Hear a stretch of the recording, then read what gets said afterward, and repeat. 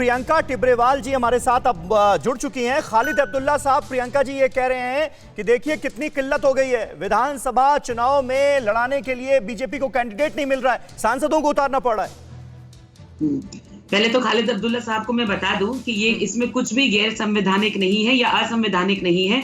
हमारे संविधान में ये प्रावधान है जो आर्टिकल 101 और 102 में ये कहता है कि एक एमपी जो है वो एमएलए लड़ सकते हैं और उसके बाद जीतने के बाद ये उनका डिसीजन रहता है, 2 महीने में वो डिसीजन करते हैं कि वो एमपी रहना चाहते हैं या एमएलए की तौर पे काम करना चाहते हैं। तो इसमें उनको दिक्कत कहाँ आ रही है मैं समझ नहीं पा रही, क्योंकि देखिए अनलाइक तृणमूल जो कह रही है कि उनके पास इतने कैंडिडेट हैं, भाई इतने कैंडिडेट थे तो भी तो आपने जेल रिटर्न कैंडिडेट को टिकट दिया। पिछले बार भी जेल से बैठ के उनको चुनाव लड़ाया था मदन मित्रा को, लेकिन वो हार गए थे, जबकि आपने कहा था कि इस बार आप किसी भी आरोपी को टिकट नहीं देंगे, फिर भी दिया। ये आपकी मजबूरी है। और हमारे जितने भी कैंडिडेट है उनके ऊपर तो इतना सा भी कलंक का दाग नहीं है।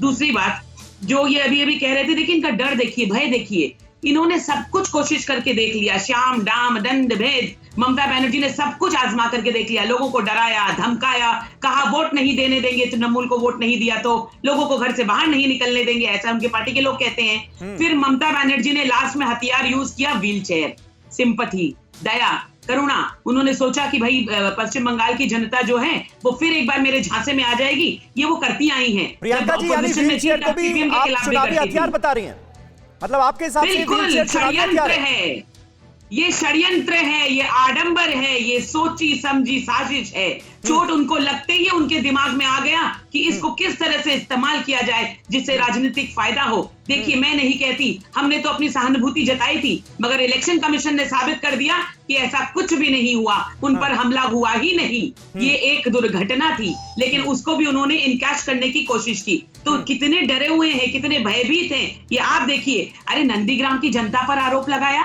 उस जनता पर आरोप लगाया तो आपको देखने गई थी। छोटा सा जवाब, क्योंकि देखिए व्हील चेयर पर बैठकर ममता बनर्जी चुनाव प्रचार के लिए निकल चुकी हैं और टीएमसी ये उम्मीद कर रही है कि सहानुभूति की लहर का फायदा होगा। खालिद अब्दुल्ला साहब, इसीलिए प्रियंका जी की तरफ से, बीजेपी की तरफ से इस पर हमला बोला जा रहा है।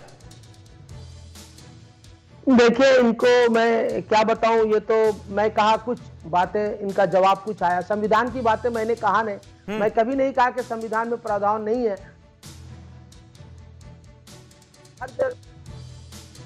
ये नहीं कि हम कहें कि तृणमूल बीजेपी को कैंडिडेट का क्राइसिस हो गया, किल्लत हो गया, वो सांसदों को लाकर है। दूसरी बात रही, उन्होंने कहा कि व्हील चेयर के बारे में ये बता दे, ममता बनर्जी से इन लोगों को इतना डर हो गया, वो लोग सोचे थे कि इसको नहीं खालिद अब्दुल्ला साहब, लेकिन चुनाव आयोग ने जो कहा, आप तो इतना नाराज हो जाते थे बीच बीच में, जब टीवी9 भारतवर्ष ने खबर दिखाई थी, चश्मदीदों का बयान दिखाया था, तो आप नाराज हो रहे थे। देखिए अब वही बात चुनाव आयोग ने मान ली ना कि यह हमला नहीं था, कोई साजिश नहीं थी, हादसा था। देखिए फिर मैं कह रहा हूं कि जब एक जिसको चोट लगी है और वो मुख्यमंत्री है, वो कह रही है कि षड्यंत्र और ये इसको धक्का देके बंद किया गया, उनके दरवाजों को, उनसे पैर से चोट लगी, ठीक है, वो एक पहलू हो गया। दूसरी पहलू में आपके जवाब में ये कह रहा हूं तो उन्होंने ये व्हील चेयर का उन्होंने कहा कि एक सिंपैथी लेने की बात करी। मैं तो उनसे कहूंगा कि भाई जब धक्का देके बंद करके इन लोग सोचे थे कि ये बैठ जाएंगे, लेकिन व्हील चेयर में भी वो चलकर प्रचार में उतर गए। अड़ी सोमवार से शुक्रवार शाम 6 बजे सिर्फ टीवी9 भारतवर्ष पर।